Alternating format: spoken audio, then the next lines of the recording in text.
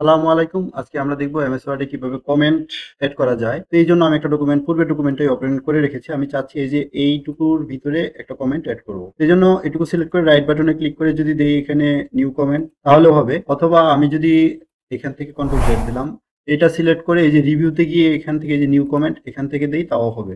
তো এখানে আমি দিলাম দিস ইজ। তো তাহলে এই যে দেখেন আমাদের এটা কিন্তু কমেন্ট হয়ে গেছে। তো এইটুকু কিন্তু আমাদের এই যে এখানে কমেন্ট হয়ে গেছে এটুকু।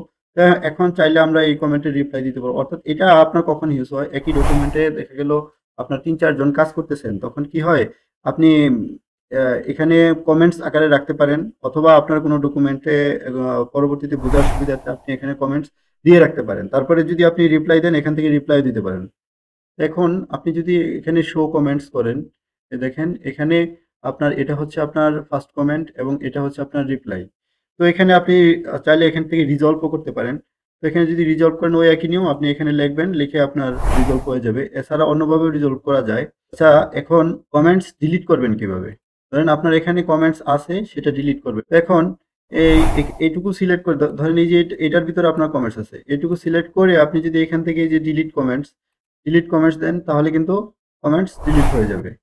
ডিলিট কমেন্টস, ডিলিট হয়ে গেল। এখানে ২টা কমেন্টস ছিল, ২টাই ডিলিট হয়ে গেছে। তো এইভাবে এমএস ওয়ার্ডে আপনি কমেন্টস করতে পারেন, এড করতে পারেন এবং সেটা রিজলভ করতে পারেন, রিপ্লাই দিতে পারেন এবং ডিলিট করতে পারেন। তো এতক্ষণ যারা আমার ভিডিও দেখলেন তাদের সবাইকে অসংখ্য ধন্যবাদ। পরবর্তী ভিডিও দেখার আমন্ত্রণ জানিয়ে আজকের মতো এখানেই শেষ করছি। আল্লাহ হাফেজ।